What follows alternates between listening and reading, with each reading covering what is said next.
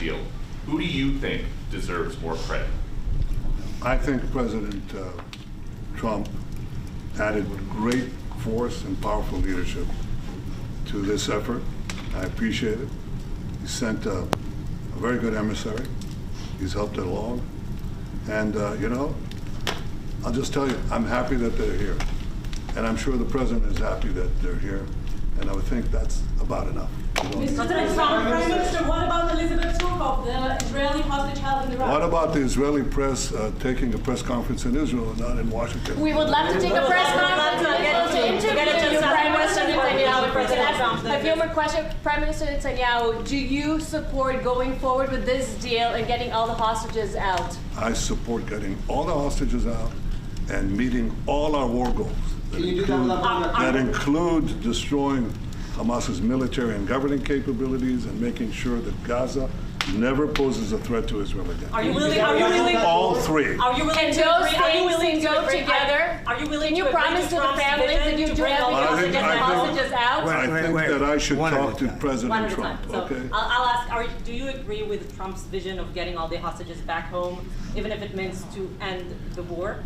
Well, I'm not sure that you articulate correctly what the president's vision is. You can ask, he can speak for himself. He does that very, very well.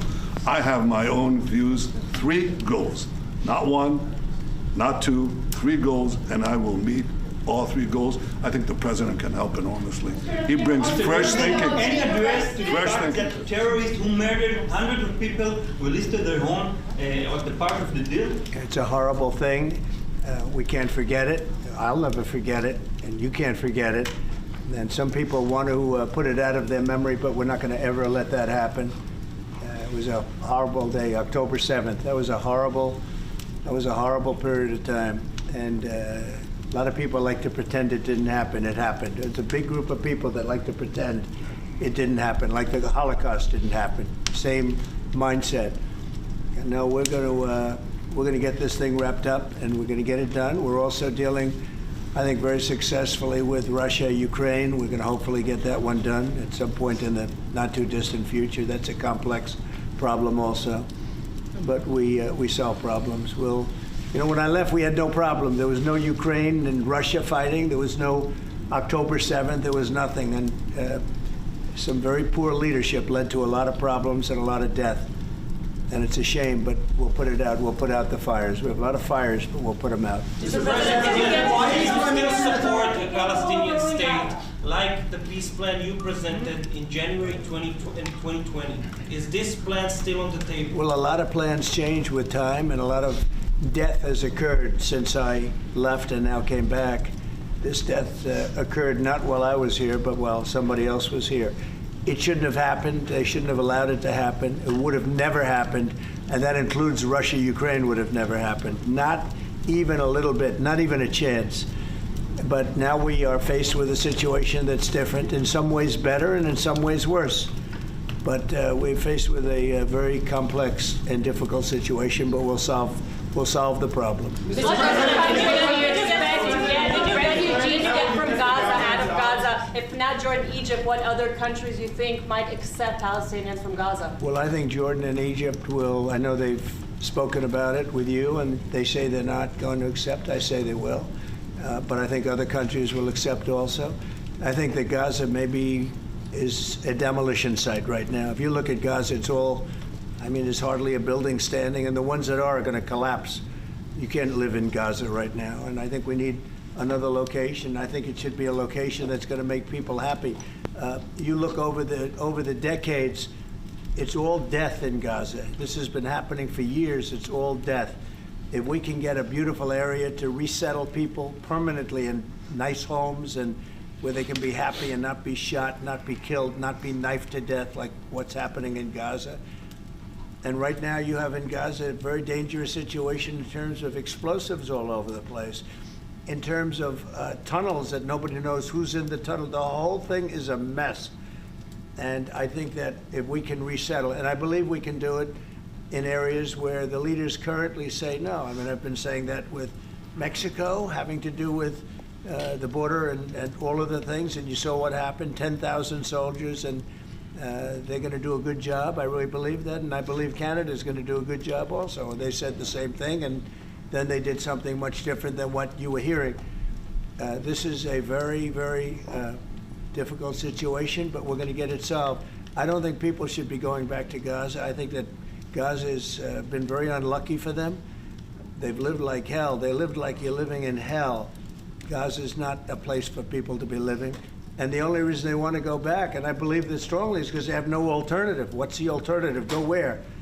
There's no other alternative. If they had an alternative, they'd much rather not go back to Gaza and live in a beautiful alternative that's safe. Mr. President,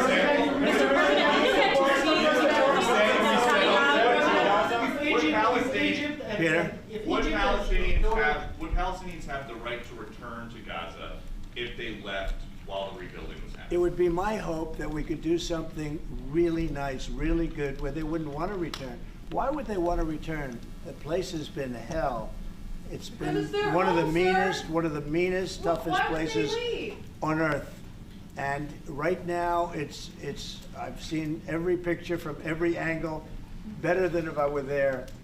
And nobody can live there. You can't live there. So if we can build them through massive amounts of money supplied by other people, very rich nations, and they're willing to supply it. If we can build something for them in one of the countries, and it could be Jordan, and it could be Egypt, it could be other countries, and you could build 4 or 5 or 6 areas. It doesn't have to be one area, but you take certain areas and you build really good quality housing, like a beautiful town, like someplace where they can live and not die. Because Gaza is a guarantee that they're going to end up dying. The same thing's going to happen again. It's happened over and over again, and it's going to happen again as sure as you're standing there, Peter. So I hope that we could do something where they wouldn't want to go back. Who would want to go back? They've experienced nothing but death and destruction. What will you do if Egypt and Jordan tell you no? What will you do then? Well, I don't think they're going to tell me no. Mr. President, I don't think they're going to tell me no. What will you do if I think they're going to tell Biden no, and I think they're going to tell other people no. So you think it will happen at the end? I think there's a good chance, yeah. How I'd like to many see it people happen. are you thinking about? All of them. I mean, we're talking All of about them. probably 1.7 million people, 1.7 million, maybe 1.8 million. But I think all of them. I think they'll be resettled in areas where they can live a beautiful life and not be worried about dying every day. Mr.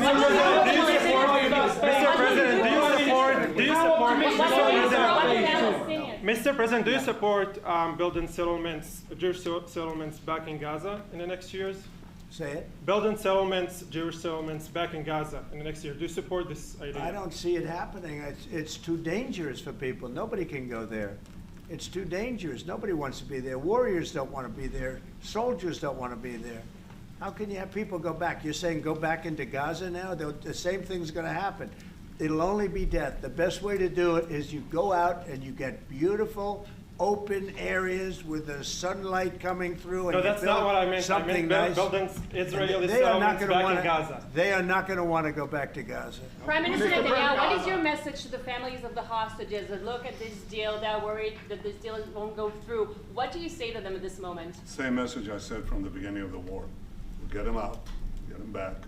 We got over 70%, close to 75% of the people who everybody believed will not get out. We got them in successive deals, and most recently with the help of President Trump. We're not going to give up on any of them, and we're not going to give up on our other war aims. Hamas is not going to be in Gaza, and we're going to get everyone back. And you would not have... Prime Minister, how optimistic are you about reaching phase 2 of the ceasefire? How optimistic are you about that happening? Well, we're going to try. That's one of the reasons, one of the things we're going to talk about here. And if we, you know, when Israel and the United States work together, and President Trump and I work together, you know, the chances go up a lot. It's when we don't work together, Israel and the United States don't work together, that creates problems. When the other side sees daylight between us, and occasionally in the last few years, to put it mildly, they saw daylight, then it's more difficult. When we cooperate, isn't it the right chances time are to good. eat once and for all? Say it. Now that Iran is so weak, isn't it the right time to eat? to hit their nuclear facilities once and for all. So you say Iran is so weak. I appreciate you saying that. They're not weak. They're very strong right now, and we're not going to allow them to have a nuclear weapon. It's very simple. You know, I signed a very strong proclamation. Iran was in big trouble when I left. They were broke. They didn't have money for Hamas. They didn't have any money for Hezbollah. You had no problem. October 7th could have never happened. When I left, October 7th could have never happened. And frankly, Russia and Ukraine, as I said, could never have happened. They became very strong very fast. They sold massive amounts of oil to China and everybody else who would not buy the oil when I was president, because we said, don't buy the oil. And they became very rich very quickly. But they're not weak. They're not weak. They're strong. Doesn't mean they won't be weak. But you know what? We just don't want them to have a nuclear weapon. They can't have a nuclear The weapon. Prime Minister, sorry, Mr. President, the Prime Minister wants you to strike Iran. That's what he wants. You don't know what he wants. What do you know about anything? Go ahead. But is that option is on the table? Yes, please. President Trump, is that option on the table? You're not just talking about Jordan and Egypt. No, it could be other places too. So in the Gulf, There are many people that have reached out, many countries, many leaders of countries that have reached out that would like to participate in that. Doesn't have to be Jordan and Egypt, but I think it would be also them. Mr. President, your relationship with Mr. Netanyahu knew ups and downs. How do you describe it right No, now? I think it's mostly ups. Mr. President, what about the Palestinian Authority? Should it rule Gaza? Because Gaza will be empty? What? The Palestinian Authority, can it rule Gaza? What do you think? Well, it's had a pretty hard time, wouldn't you say? I'd say it's had a pretty bad time of it. Mr. President, Qatar has, you've criticized them in the past as a funder of terrorism, so as the Prime Minister. Do you think they're part of the solution or part of a problem moving forward? I think they're trying to help. Qatar Yep. is absolutely trying to help. I know them very well, and they're doing everything they can. Very tough situation, but they are absolutely trying to help. Will you visit Israel? Thank you very much, everybody. Thank you. Press, let's go. Come on, guys. Thank you. I'm playing today. Thank you, guys. We'll see him soon. Thank you, guys. Come on. Let's go. Let's go. Let's go, guys. Come on. Press, let's go. Let's go. Come on, guys. Come on, guys. You'll see him soon. Thank you. Thank you. Thank you, guys. Let's go.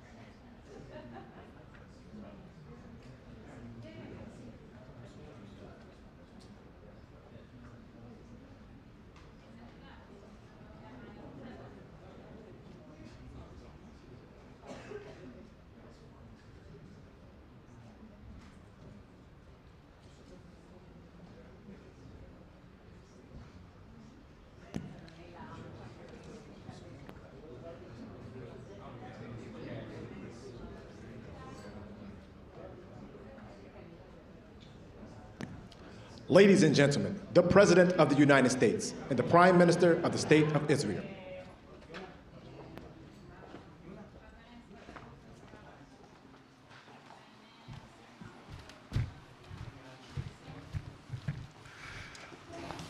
Thank you very much.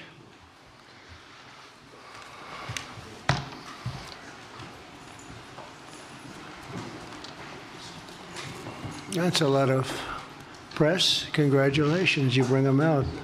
You really bring them out. Today, I'm delighted to welcome Israeli Prime Minister Benjamin Netanyahu back to the White House. It's a wonderful feeling and a wonderful event. We had fantastic talks, and thank you very much with your staff.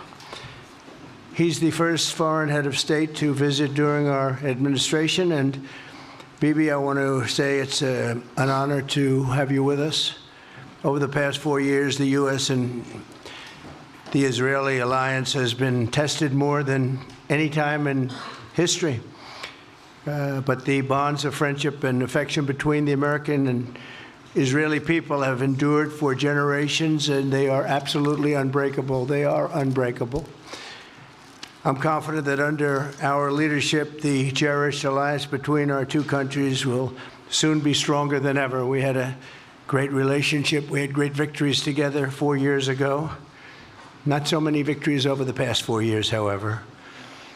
In my first term, Prime Minister and I forged a tremendously successful partnership that brought peace and stability to the Middle East like it hadn't seen in decades.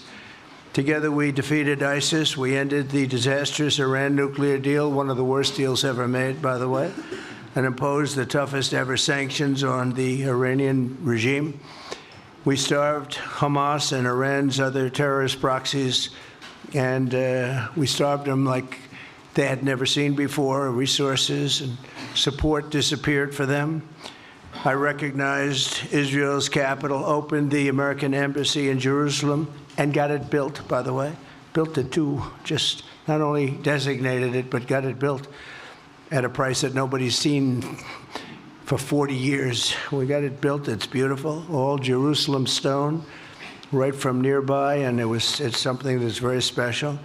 And recognized Israeli sovereignty over the Golan Heights, something that they talked about for 70 years, and they weren't able to get it, and I got it. And with the historic Abraham Accord, something that was really an achievement that was, I think, going to become more and more important because we achieved the most significant Middle East peace agreements in half a century, but the Abraham Accords in particular, and I really believe that many countries will soon be joining this amazing peace and economic development transaction. It really is a big economic development transaction. I think we're going to have a lot of people signing up very quickly. Unfortunately, for 4 years, nobody signed up. Nobody did anything for 4 years except in the negative. Unfortunately, the weakness and incompetence of those years, those past 4 years, the grave damage around the globe that was done, including in the Middle East, grave damage all over the globe. The horrors of October 7th would never have happened if I were president. The Ukraine and Russia disaster would never have happened if I were president. Over the past 16 months, Israel has endured a sustained, aggressive, and murderous assault on every front, but they fought back bravely. You see that, and you know that. What we have witnessed is an all-out attack on the very existence of a Jewish state in the Jewish homeland. The Israelis have stood strong and united in the face of an enemy that has kidnapped, tortured, raped, and slaughtered innocent men, women, children, and even little babies. I want to salute the Israeli people for meeting this trial with courage and determination and unflinching resolve. They have been strong. In our meetings today, the Prime Minister and I focused on the future, discussing how we can work together to ensure Hamas is eliminated and ultimately restore peace to a very troubled region. It's been troubled, but what's happened in the last 4 years has not been good. I want to thank Prime Minister Netanyahu for working closely with my transition team, the Special Envoy Steve Witkoff, who's here somewhere. Steve? Stand up, Steve, please. What a job you've done. What a good job you've done. Proud of you. Done a fantastic job. National Security Advisor Mike Waltz. Thank you, Mike, for working so well with us. Thank you.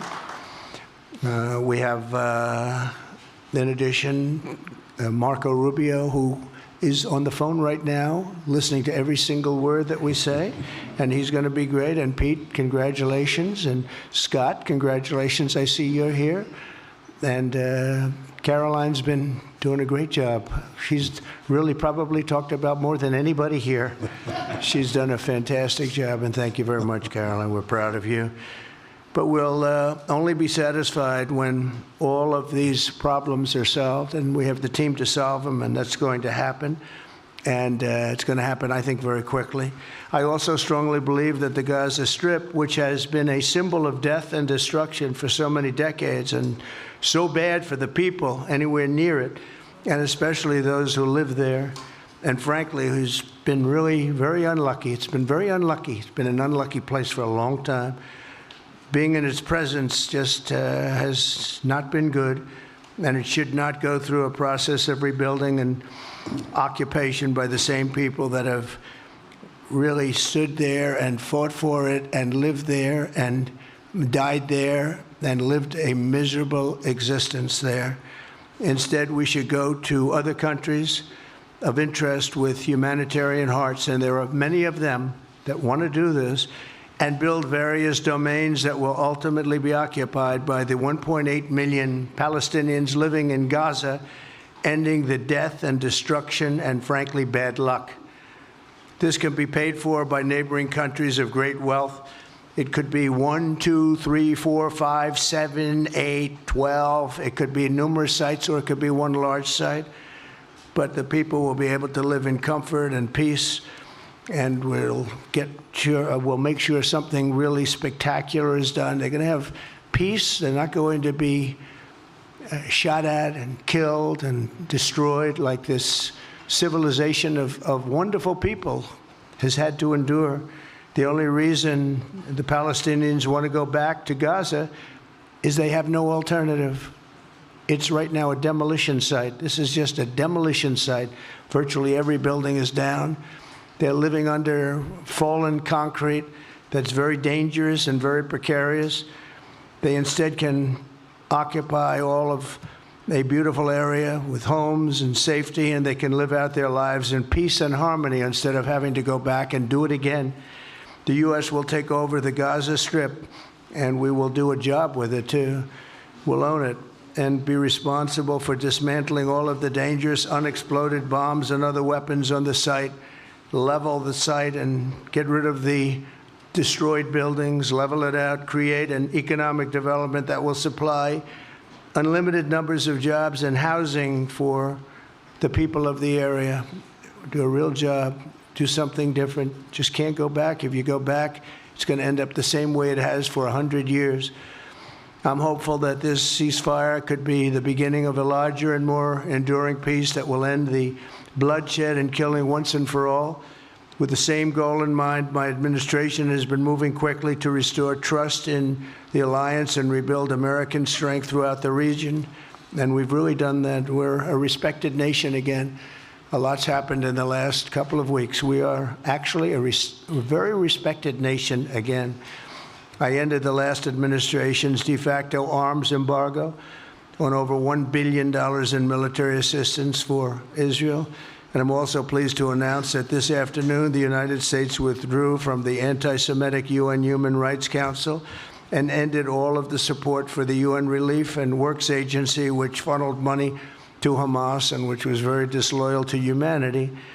Today, I also took action to restore a maximum pressure policy on the Iranian regime, and we will once again enforce the most aggressive possible sanctions, drive Iranian oil exports to zero, and diminish the regime's capacity to fund terror throughout the region and throughout the world. We had no threat when I left office. Iran was not able to sell oil. Nobody was buying oil because I said, don't buy it. If you buy it, you're not doing any business with the United States. And Hamas was not being funded. Hezbollah was not being funded. Nobody was being funded. There would never have been an October 7th. 2 weeks ago, I once again designated the Houthis as a terrorist organization. They're trying to destroy world shipping lanes, and that's not going to happen. And over the weekend, I ordered airstrikes against senior ISIS leaders hiding in the caves of Somalia and took them out. Here in America, we've begun the process of deporting foreign terrorists, jihadists, and Hamas sympathizers from our soil, just as we have people that are extremely evil, and we're sending them out of our country. They came from jails. They came from mental institutions and insane asylums, and they were dumped into our country. They're gang members. We're getting them out at numbers that nobody can actually believe. And every single country is taking those people back. They said they would never take them back, and they're all taking them back, and they're taking them back very gladly. And I recently signed an executive order combating the vile wave of anti-Semitism that we've seen in the aftermath of the October 7th attacks. Together, America and Israel will renew the optimism that shined so brightly just 4 years ago. It was really a bright, beautiful light. We will restore calm and stability to the region and expand prosperity, opportunity, and hope to our nations and for all people of the Middle East, including the Arab and Muslim nations. Very important. We want the Arab and Muslim nations to have peace and have tranquility and have great lives.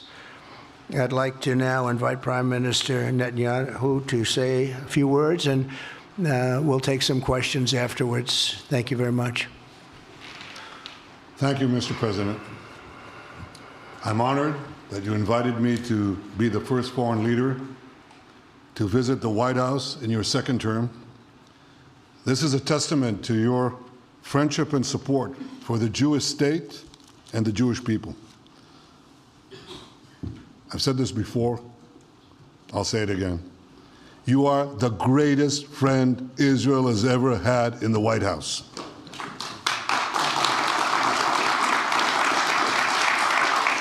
And that's why the people of Israel have such enormous respect for you. In your first term, you recognized Jerusalem as Israel's capital.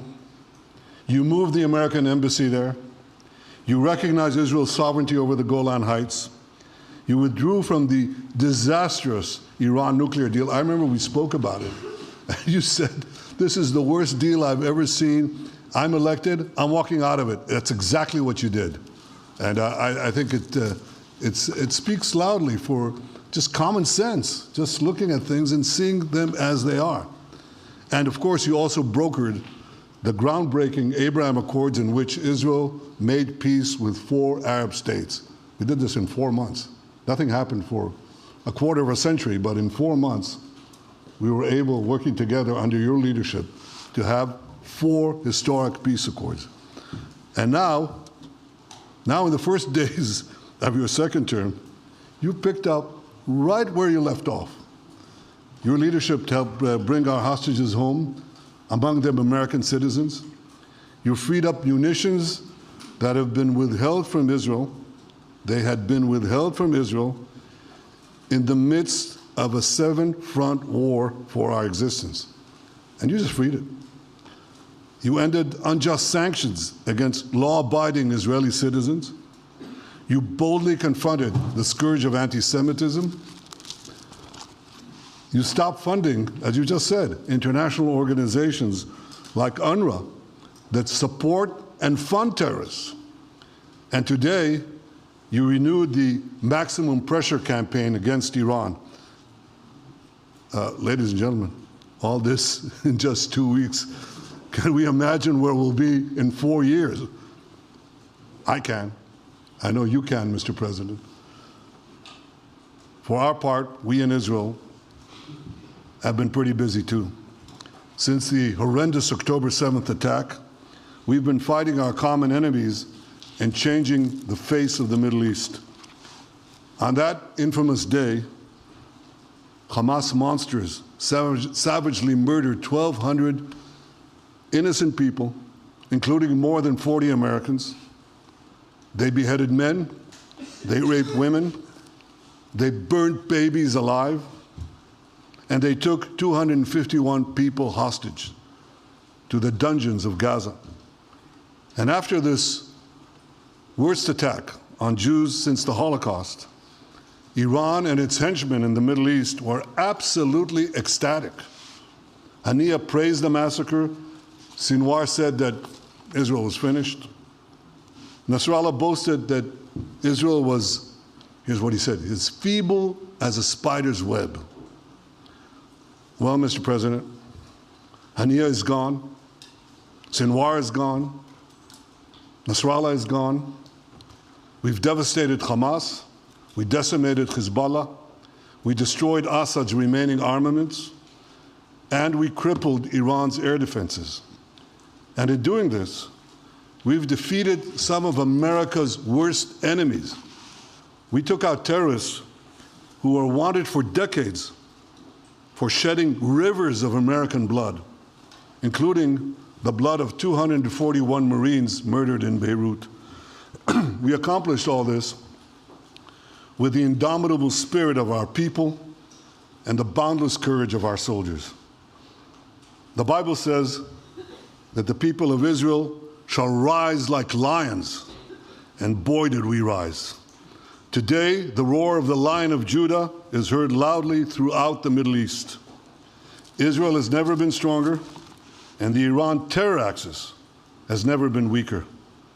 But as we discussed, Mr. President, to secure our future and bring peace to our region, we have to finish the job. In Gaza, Israel has three goals: destroy Hamas's military and governing capabilities, secure the release of all of our hostages, and ensure that Gaza never again poses a threat to Israel. I believe, Mr. President, that your willingness to puncture conventional thinking that has failed time and time and time again, your willingness to think outside the box with fresh ideas will help us achieve all these goals. And I've seen you do this many times.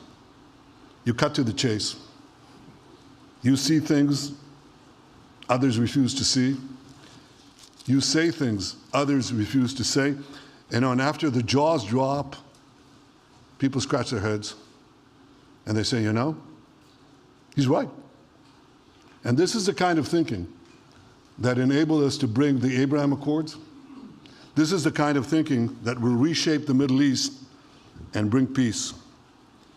We also see eye to eye on Iran.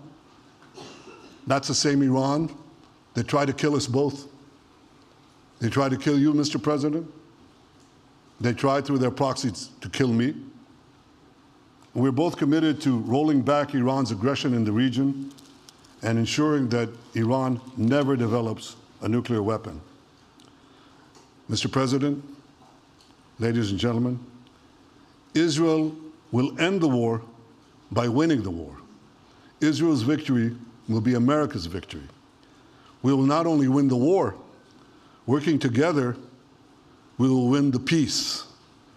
With your leadership, Mr. President, and our partnership, I believe that we will forge a brilliant future for our region and bring our great alliance to even greater heights. Thank you. Thank you very much, baby. Very nice. Thank you. And J.D. Vance, everybody. J.D., please, Vice President, stand up. He's been doing a good job. He's been working very hard on all things, but this in particular. We'll take some questions, please. Yes, ma'am. Go ahead, please. Go ahead. Yeah, go ahead. Mr. President, can a normalization deal with Saudi Arabia be achieved without the acknowledgement of a Palestinian state? That question for you too, Mr. Prime Minister. And Mr. President, given what you've said about Gaza, did the U.S. send troops to help secure the security vacuum? So Saudi Arabia is going to be very helpful, and they have been very helpful. They want peace in the Middle East. It's very simple. We know their leader and their leaders very well. They're wonderful people, and they want peace in the Middle East. As far as Gaza is concerned, we'll do what is necessary. If it's necessary, we'll do that. We're going to take over that peace, and we're going to develop it, create thousands and thousands of jobs, and it'll be something that the entire Middle East can be very proud of.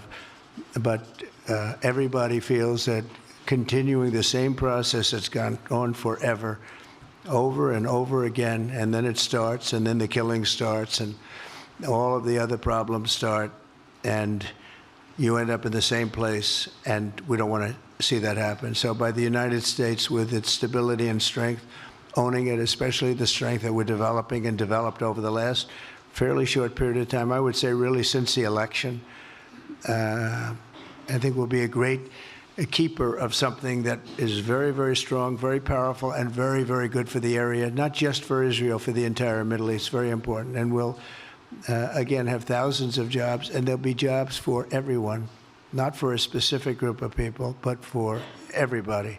Okay, please. I think peace between Israel and Saudi Arabia is not only feasible, I think it's going to happen. I think if we had another half a year in your first term, it would have already happened. True. Many, many more, I agree, many more nations. I think you can't prejudge and pre-guess how we'll achieve it, but I'm committed to achieving it, and I know the President is committed to achieving it, and I think the Saudi leadership is interested to achieve it. So we'll give it a good shot, and I think we'll succeed. Yeah, please, go ahead.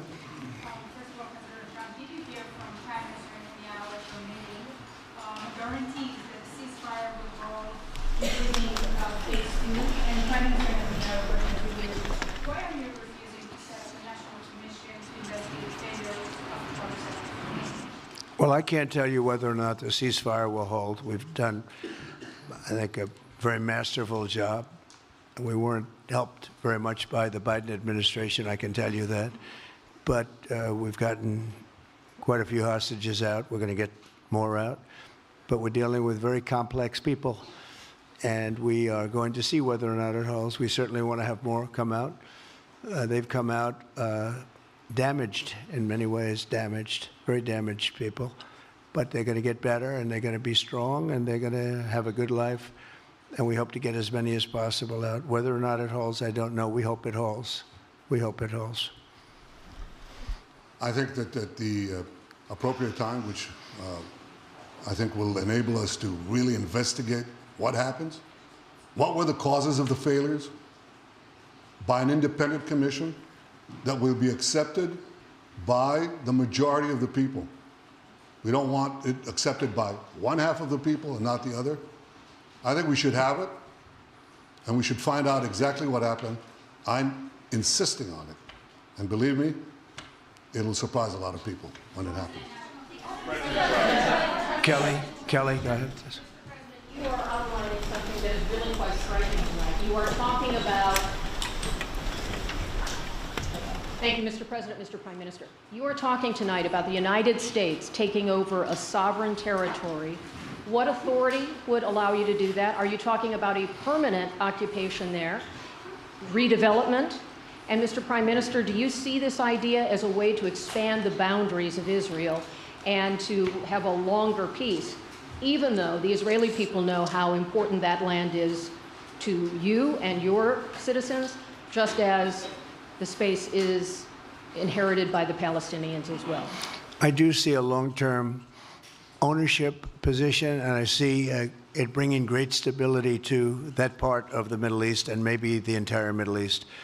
And everybody I've spoken to, this was not a decision made lightly. Everybody I've spoken to loves the idea of the United States owning that piece of land, developing and creating thousands of jobs with something that will be magnificent in a really magnificent area that nobody would know. Nobody can look because all they see is death and destruction and rubble and demolished buildings falling all over. It's just a terrible sight.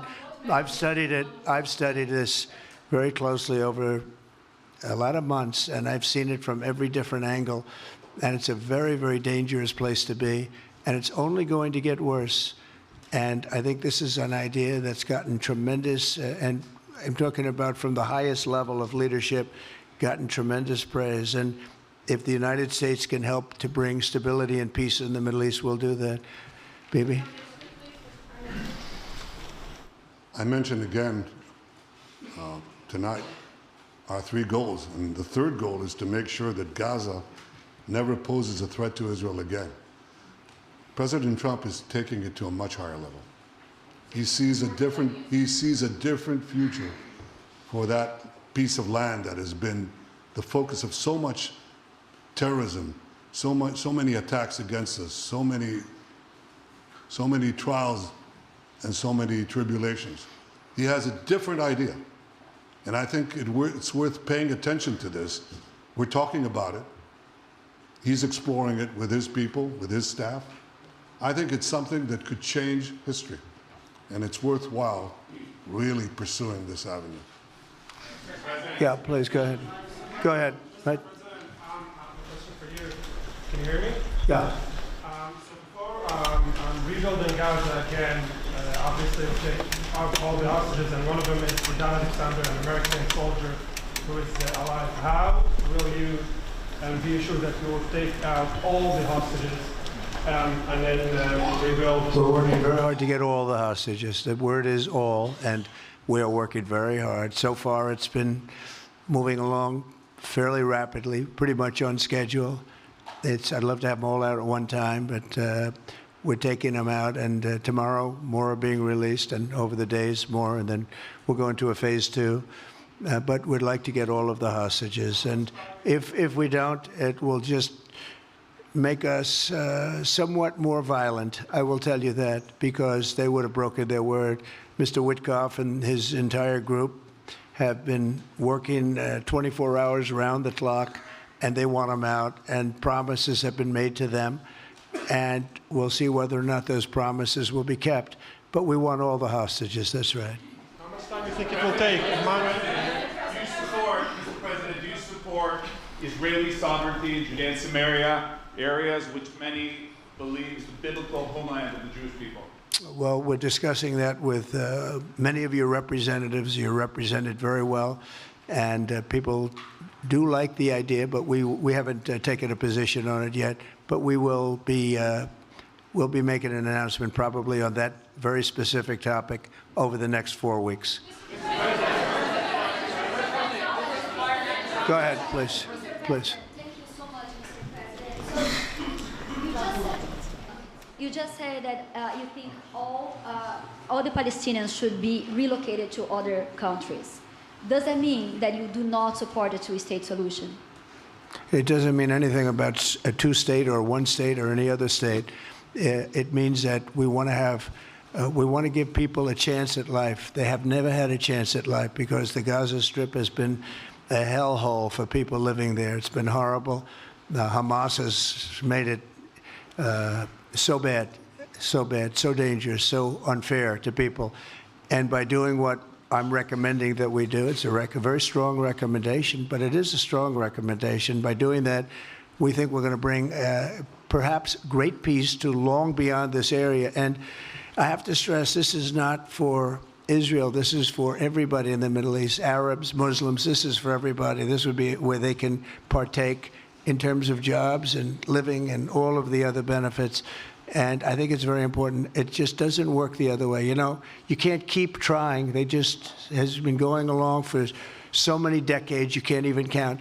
You just can't keep doing. You have to learn from history. You can't keep doing the same mistake over and over again. Gaza is a hellhole right now. It was before the bombing started, frankly. And we're going to give people a chance to live in a beautiful community that's safe and secure. And I think you're going to see a tremendous outflowing of support. I can tell you, I spoke to other leaders of countries in the Middle East, and they love the idea. They say it would really bring stability, and what we need is stability. Yes, sir, please. Go ahead. Thank you. Are you still committed to imposing sanctions on the ICC, despite the move being stalled in the Senate? And please, a question for the Prime Minister as well. The President has been very clear about his desire to achieve a deal with Saudi Arabia. How do you settle this if Israel is required to renew the war against Hamas in the future? Go ahead, Bibi. I think everybody understands that just as the President fought and defeated Al-Qaeda and ISIS, that we can't leave Hamas there because Hamas will continue the battle to destroy Israel.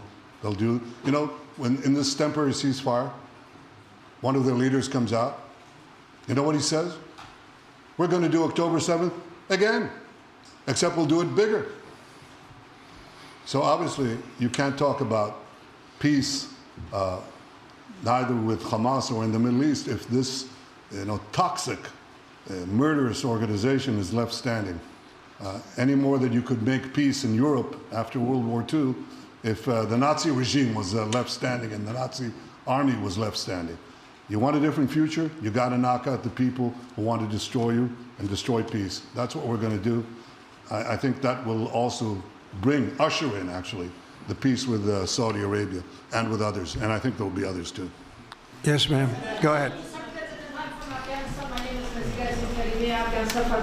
As our expectation from you. Do you have any plan to change Afghanistan situation? Are you able to recognize Taliban? Because I'm an Afghan journalist, Afghan suffrage woman. Any comment about Afghanistan? What's your future plan for Afghan people, especially Afghanistan? I have a little hard time understanding you. Where are you from? Oh. Actually, it's a beautiful voice and a beautiful accent. The only problem is I can't understand a word you're saying. But I just say this, good luck, live in peace. Go ahead, please. That's okay, yeah, please. You said earlier today that it was tough for you to implement these sanctions on Iran, but you did indicate that you were willing to negotiate with them. What would that look like, and are you in conversations with them? And the same for the Prime Minister, sir. I hated doing it. I want Iran to be peaceful and successful. I hated doing it. I did it once before, and we brought them down to a level where they were unable to give any money. They had to survive themselves, and they had no money. They were essentially broke, and they had no money for, as I said, Hezbollah. They had no money for Hamas. They had no money for any form of terror. The 28, if you call it, the 28 sites of terror, they had no money for any of it. They had to do their own and focus on their own well-being. And I hated to do it then, and I hate to do it just as much now. And I say this, and I say this to Iran, who's listening very intently.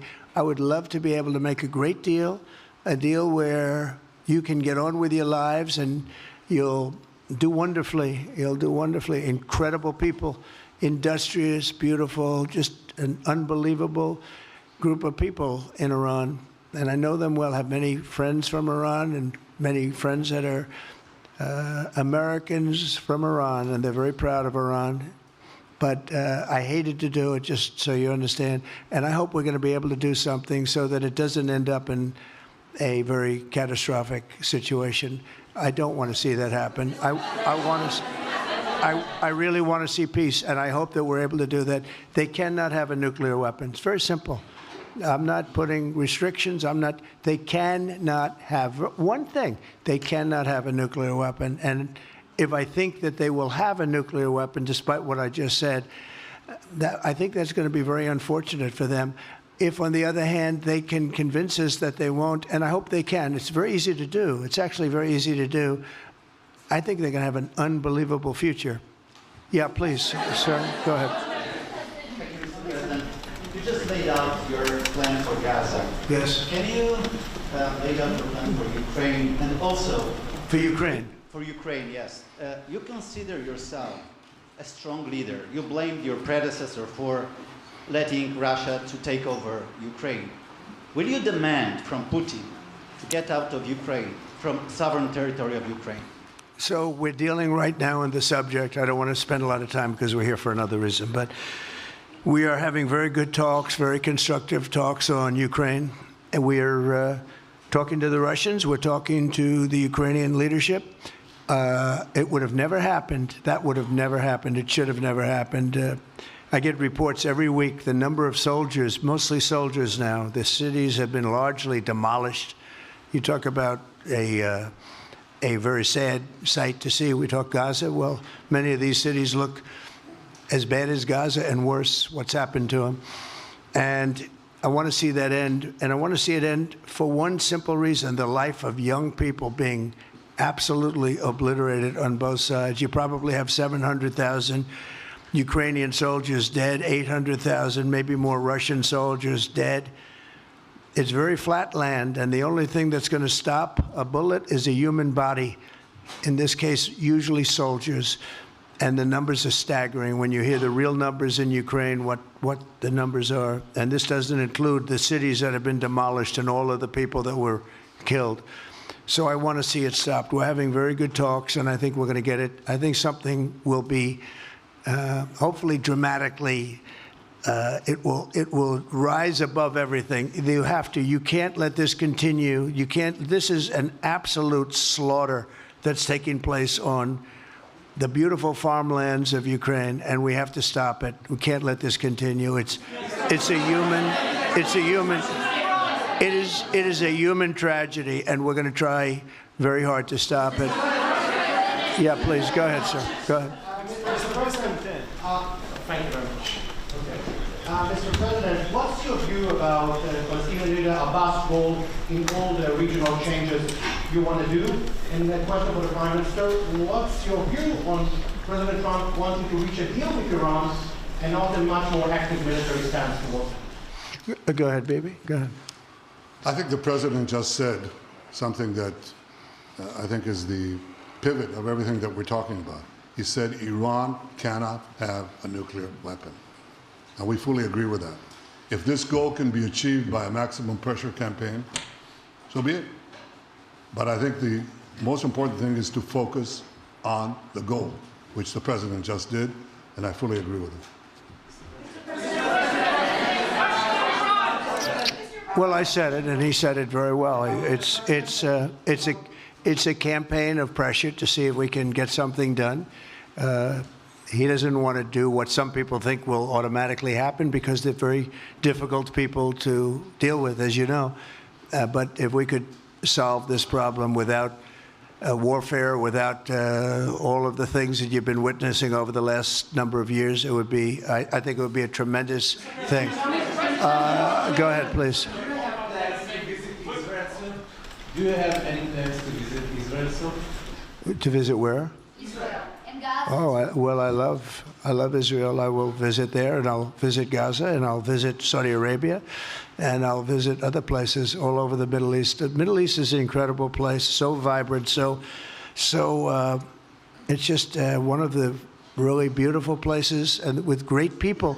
And I think a lot of bad leadership has taken place in the Middle East that's allowed this to happen. It's just terrible. And that includes on the American side, by the way. We should have never gone in there a long time ago, spent trillions of dollars and created so much death. So that includes Americans. But, yeah, I'll be visiting a lot of different places in the Middle East. I've been invited everywhere, but I will be visiting some, yeah. Okay. Let's go. Caitlin, go ahead. Caitlin. Thank you so much, President Trump. Caitlin, go ahead. On what you were saying there. Say it. Go ahead, please. Just to follow up on what you were saying about the Gazans leaving Gaza, going to other countries. One, where exactly are you suggesting that they should go? And two, are you saying they should return after it's rebuilt? And if not, who do you envision living there? I envision the world, people living there, the world's people. I think you'll make that into an international, unbelievable place. I think the potential in the Gaza Strip is unbelievable. And I think the entire world, representatives from all over the world will be there, and they'll live there. Palestinians also. Palestinians will live there. Many people will live there. But they've tried the other, and they've tried it for decades and decades and decades. It's not going to work. It didn't work. It will never work. And you have to learn from history. History has, you just can't let it keep repeating itself. We have an opportunity to do something that could be phenomenal. And I don't want to be cute. I don't want to be a wise guy, but the Riviera of the Middle East, this could be something that could be so bad. This could be so magnificent. But more importantly than that is the people that have been absolutely destroyed that live there now can live in peace in a much better situation because they're living in hell. And those people will now be able to live in peace. We'll make sure that it's done world class. It'll be wonderful for the people. Palestinians mostly we're talking about.